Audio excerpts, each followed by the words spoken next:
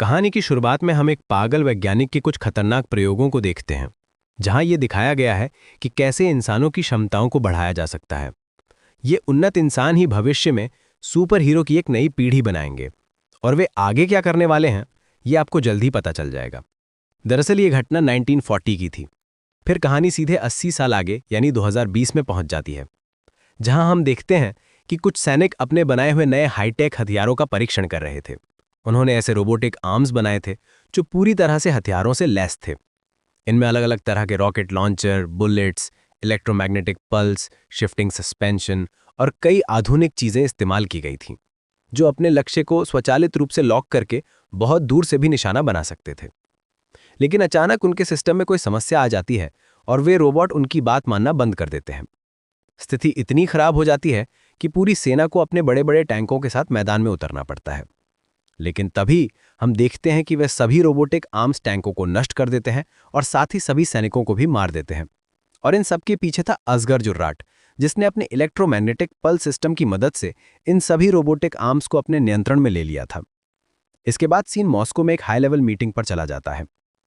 यहाँ शहर के सभी बड़े सेना अधिकारी, ऑफिसर और नेता बैठे थे, और वे इस बात पर चर्चा कर रहे थे कि ये असगर जुर्राट आखिर कौन है।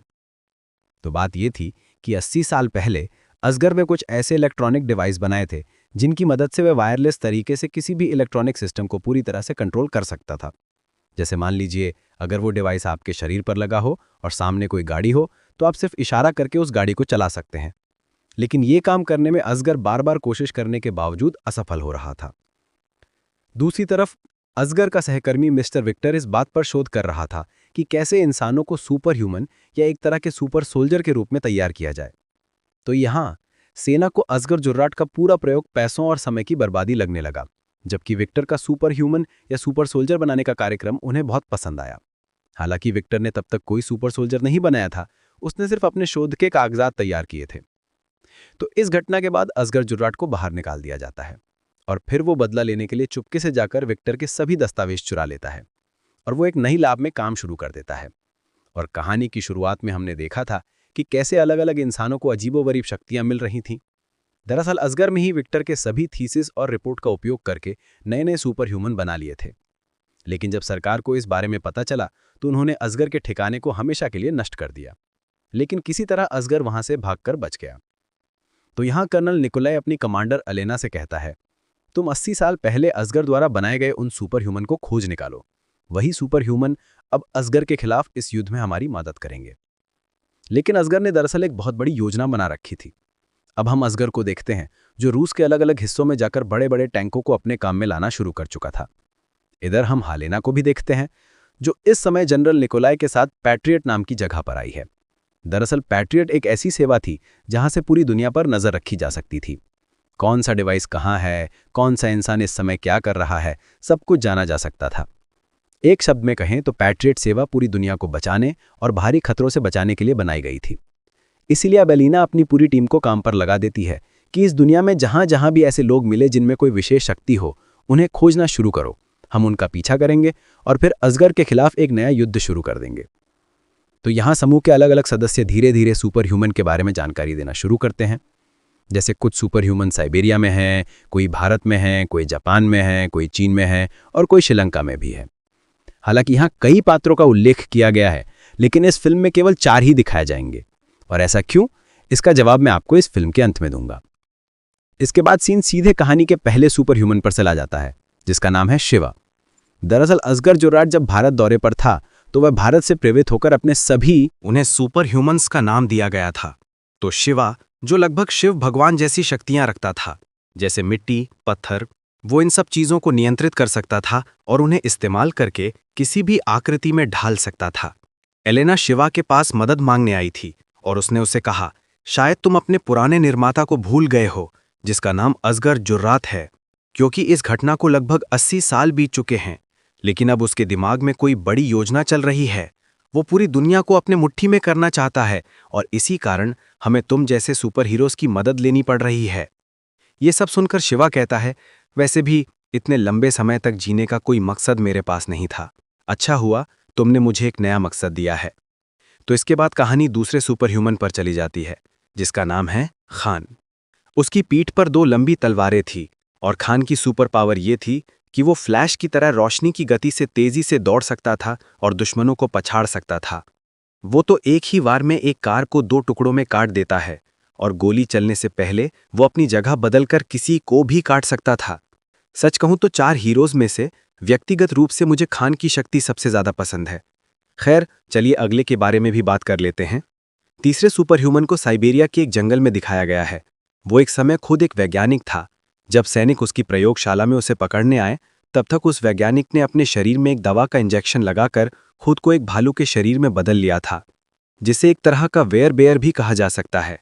उस भालू के रूप में आकर उसने पलक झपकते ही सभी सैनिकों को खत्म कर दिया और यहां इस भाई का नाम भोला रखा गया है। तो इसके बाद बारी आती है चौथे सुपर ह्यूमन की, वो है गंगा।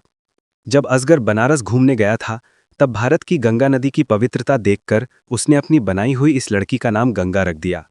और गंगा की सुपर पावर यही थी कि वो पानी में उतरते ही अदृश्य हो सकती थी। तो अब गंगा को समझाने के लिए बाकी तीनों यानी खान, भोला और शिवा वहां पहुंच जाते हैं। यहां उनके बीच एक अच्छी लड़ाई भी होती है और इस लड़ाई का कारण यही था कि 80 साल पहले जब वो बड़ा विस्फोट हुआ था, तब गंगा की याददाश्त चली गई थी। इसलिए वो इन तीनों में से किसी को भी नहीं पहचान रही थी। लेकिन जब तीनों मिलकर उसे समझाते हैं कि देखो, हम सब एक हैं और जिसने हमें बनाया है वो अब इस पूरी दुनिया में तबाही मचा रहा है, इसीलिए हमें तुम्हारी जरूरत है, क्योंकि हम सब मिलकर असगर को रोक सकते हैं। इसी बीच हम असगर को देखते हैं, जो अपनी पुरानी लैब में लौट गया था। उसने लैब को फिर से नया बना लिया और अब वो अपने कई क्लोन सोल्जर भी बनाना शुरू कर देता है, जिन सोल्जरों को हराना आम इंसानों के लिए लगभग असंभव था। दूसरी तरफ हम एलेना की उस पैट्रियट सर्विस के अंदर सभी सुपर ह्यूमंस को देखते हैं, जो आपस में चर्चा कर रहे थे कि वे असगर को कैसे हराएंगे, क्योंकि असगर उनकी सभी शक्तियों, कमजोरियों और लड़ने की रणनीतियों के बारे में सब कुछ जानता था। तब एलेना उनसे कहती है कि तुम चारों अकेले नहीं हो, हम भी अपनी टीम के साथ तुम्हारे साथ रहेंगे। अगर कोई गड़बड़ होती है तो बैकअप के लिए हमारी सेनाएं वहां जाकर हमला करेंगी। तुम बस आगे बढ़ो, हम तुम्हारे पीछे हैं। तभी निकोलाई के माध्यम से उन्हें खबर मिलती है कि इस समय रूस के साउथ स्ट्रीट 15 की ओर असगर की लोकेशन का पता चला है, इसलिए वो उन्हें तुरंत वहां जाने के लिए कहती है। तो खबर मिलते ही ये चारों तुरंत वहां पहुंच जाते हैं और अब हर कोई अपनी क्षमता के अनुसार शक्ति दिखाना शुरू करता है। सबसे पहले तो गंगा बारिश में अदृश्य हो जाती है, फिर भोला, जो एक वेयर बेयर में बदल सकता था, वो एक भालू का रूप ले लेता है और हमारा खान तूफान की गति से उन गोलियों से बचकर एक एक करके सबको काटना शुरू कर देता है। अच्छा, यहां बता दूं कि ये सभी सैनिक जिनके साथ ये लड़ रहे हैं, वे सब असगर के बनाए हुए क्लोन सोल्जर हैं, जो आम इंसानों से कहीं ज्यादा शक्तिशाली हैं। दूसरी तरफ हमारा शिवा भाई जमीन पर पड़े सभी पत्थरों को इकट्ठा करके दुश्मनों पर फेंकना शुरू कर देता है। तो कुल मिलाकर लड़ाई काफी अच्छी चल रही थी, लेकिन अचानक से गड़बड़ शुरू हो जाती है, क्योंकि लिक्विड नाइट्रोजन का इस्तेमाल करके गंगा को जमा दिया जाता है और स्टेनलेस स्टील के जाल से भोला को कैद कर लिया जाता है और तेज रफ्तार वाले खान को एक बेहोशी का इंजेक्शन देकर कमजोर कर दिया जाता है।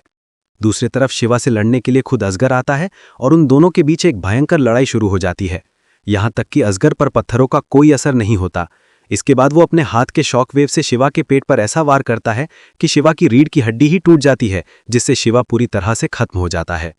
तो अब हम देखते हैं कि असगर ने 3 हीरोज यानी गंगा, भोला और खान को कैद कर लिया है, लेकिन वहां शिवा नहीं था, क्योंकि वो पहले ही बुरी तरह से घायल हो चुका था। इस समय वे सब एक ऐसे मैग्नेटिक फील्ड के पीछे थे जहां से निकलना असंभव था। असगर बताता है कि अगर तुम्हें मारने की इच्छा होती तो मैं बहुत पहले ही तुम्हें ढूंढकर मार देता, लेकिन मुझे तुम्हारी शक्तियों की जरूरत है। मैंने जो नए क्लोन सोल्जर बनाए हैं, मैं उनमें तुम्हारी कुछ शक्तियां डालना चाहता हूं, लेकिन तीनों मना कर देते हैं कि तुम हमारी शक्ति नहीं ले सकते। तब असगर कहता है कि ठीक है, शक्ति नहीं दोगे तो भी कोई समस्या नहीं है, क्योंकि मेरे पास और भी बड़ी योजना है। इसके बाद वो रूस के दूसरे छोर पर चला जाता है, जहां और भी बड़े बड़े टैंकों का भंडार था। वो अपनी इलेक्ट्रोमैग्नेटिक पल्स को एक्टिवेट करके उन सभी टैंकों को बाहर निकालता है और पूरे शहर में हंगामा मचा देता है। चारों तरफ अराजकता फैल जाती है और वो एक टावर चुराने की कोशिश करता है। जहां ये टावर बना था, वहां कई क्रेन भी थे, जिन्हें असगर अपनी शक्ति से एक तरफ हटा देता है। इसी बीच वहां उससे निकोलाई मिलने आ जाता है। तो दरअसल निकोलाई ने एलेना को काम दिया था कि पहले सुपर सोल्जरों को ढूंढो और फिर असगर के पास पहुंचो, ताकि आखिर में असगर सुपर हीरोज की शक्ति लेकर अपने अगले मॉड्यूल पर काम कर सके। यानी यहां निकोलाई गुप्त रूप से असगर के लिए काम करता था। यहां एक तरह का डबल एजेंट का खेल चल रहा था। तो निकोलाई, जिसने ये डबल एजेंट का खेल खेला था, उसने ये सब कुछ अपनी कुछ शर्तें पूरी करवाने के लिए किया था। अब वो असगर के पास खुद को रूस का राष्ट्रपति बनाने की गुजारिश लेकर आया था, लेकिन गुस्से में आकर असगर उसे भी मार देता है। इसके बाद हम उस क्रैकन टावर को देखते हैं जिसकी जरूरत असगर को अपने आगामी विशाल मिशन के लिए थी। वो उस टावर को चुरा कर ले जाता है। यहाँ हम एलेना को देखते हैं, जो इस समय शिवा के पास आई थी। क्योंकि शिवा की रीढ़ की हड्डी टूट गई थी, इसलिए उसकी सारी शक्तियां भी चली गई थी और वो एक आम इंसान बन गया था।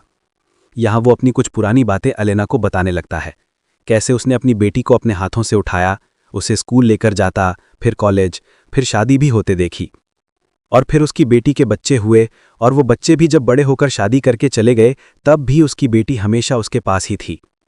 उसने अपनी बेटी को अपनी आंखों के सामने बड़ा होते देखा और फिर अपने हाथों से ही अपनी बेटी को दफनाया भी। यानी असगर ने जितने भी सुपर ह्यूमन बनाए थे वे सब थे एक तरह से अमर, मतलब उम्र के कारण वो कभी नहीं मरेंगे। हालांकि गोली लगने या शरीर पर कोई और चोट लगने से उनकी मृत्यु हो सकती है। तो कहा जा सकता है उन सभी के शरीर में एक एंटी एजिंग सिस्टम काम कर रहा था। इसी कारण 80 साल पहले बनाए जाने के बावजूद उनकी उम्र एक दिन भी नहीं बढ़ी। तो अब एलेना मदद के लिए सीधे विक्टर के पास चली जाती है, और विक्टर वो व्यक्ति है जिसमें पहली बार सुपर ह्यूमंस पर रिसर्च शुरू की थी, और असगर ने उससे सारी जानकारी चुराकर इन सुपर ह्यूमंस को बनाया था। तो क्योंकि ये पूरी रिसर्च विक्टर के पास थी, इसलिए उसने एक ऐसा इंजेक्शन बनाया जिससे शिवा को उसकी शक्ति फिर से मिल जाती है। अब एक दिन बाकी सैनिक असगर के साथ मिलकर अपने अगले मॉड्यूल पर काम करना शुरू कर देते हैं, और दूसरी तरफ पीछे से एलेना आकर बाकी तीनों यानी गंगा, खान और भोला को छुड़ा ले जाती है। इसके बाद शुरू होता है इस पूरी फिल्म का मेरा सबसे पसंदीदा पार्ट।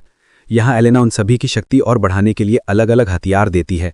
जैसे खान को एक सूट दिया जाता है जो पहले वाले से कहीं ज़्यादा सुरक्षित था, और गंगा को एक ऐसा ड्रेस दिया जाता है जिसमें एक डिवाइस लगा था जो पानी की मदद के बिना भी गंगा को अदृश्य कर सकता था। और हमारे भोला भाई को दी जाती है एक ऑटोमेटिक मशीन गन, जिसे वैसे तो हाथ से नियंत्रित किया जा सकता है, लेकिन जब भोला अपनी चरम शक्ति के स्तर पर होगा, यानी जब वो पूरी तरह से एक भालू में बदल जाएगा, तब ये मशीन गन स्वचालित रूप से फोकस करके गोली चलाएगी। यानी भोला जिस तरफ देखेगा गोली भी उसी तरफ चलेगी। तो यहाँ उनकी ट्रेनिंग बहुत अच्छी तरह से होती है। हर कोई अपने अपने सूट के साथ पूरी शक्ति से दुश्मनों को नष्ट करने की कोशिश करता है, और आखिरकार वे अपने मिशन में सफल हो जाते हैं।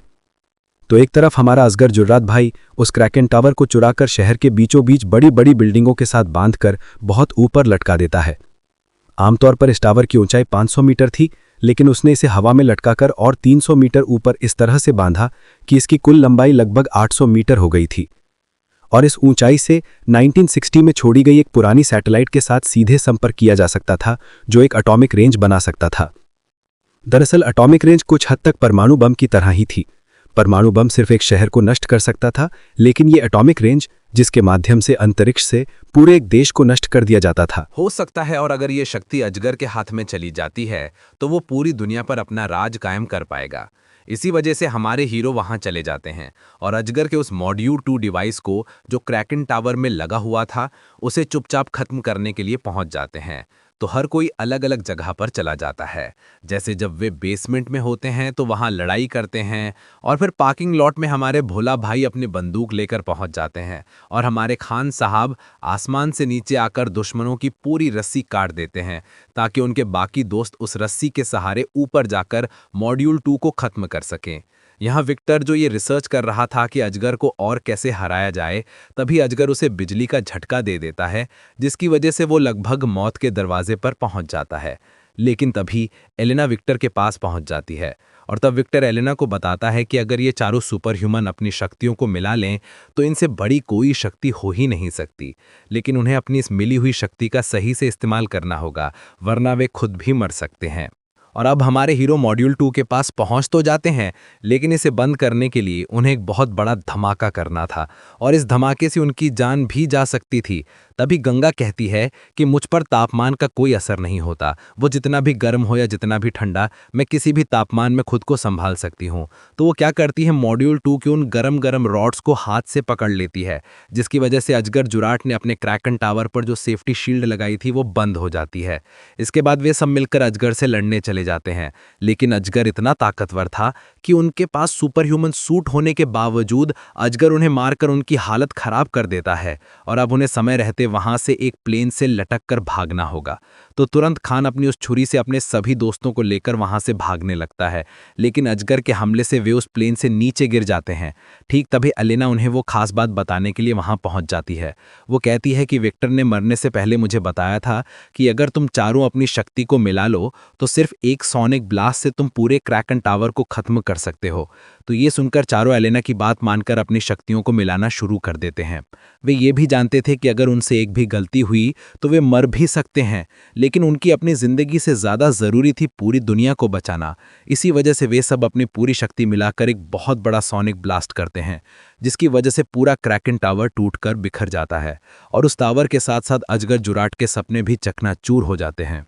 और इसी के साथ हमारे सुपर हीरो इस पूरी दुनिया को बचा लेते हैं। और कहानी के आखिर में सुपर हीरो सब एलेना को ये वादा करते हैं कि भविष्य में अगर फिर से कोई खतरा आता है तो वे फिर से एक साथ इस खतरे का सामना करेंगे, और फिल्म यहीं पर खत्म हो जाती है। लेकिन इस फिल्म के पोस्ट क्रेडिट सीन में हम देखते हैं कि एलेना को कुछ गुंडों ने पकड़ लिया है, क्योंकि उसने बाकी सैनिकों से कहा था कि कुछ और सुपर सोल्जर हैं जिन्हें वह ढूंढ रही है। तो जैसा कि मैंने फिल्म की शुरुआत में आप लोगों को बताया था कि अलग अलग सैनिकों ने अलग अलग जानकारी दी थी कि साइबेरिया, भारत, चीन, जापान, यहाँ तक कि श्रीलंका में भी कुछ अलग अलग सुपर ह्यूमन मौजूद हैं, लेकिन सिर्फ 4 ही ढूंढे जा सके। इसका मतलब है कि और भी कई लोग थे जिन्हें नहीं ढूंढा जा सका, और एलेना इन गुंडों को मारते मारते जान जाती है कि फ़िरौन नाम के किसी शख्स ने उसे मारने के लिए इन गुंडों को भेजा है। इसका मतलब है कि ये अनजान फ़िरौन नहीं चाहता कि सुपर हीरो एक साथ हों, यानी उसने और भी बड़ी कोई योजना बना रखी है, जिससे हम समझ सकते हैं कि इस फिल्म का दूसरा पार्ट आएगा। तो दोस्तों, ये वीडियो कैसी लगी कमेंट में ज़रूर बताएं, और नए वीडियो के लिए चैनल को सब्सक्राइब करके रखें।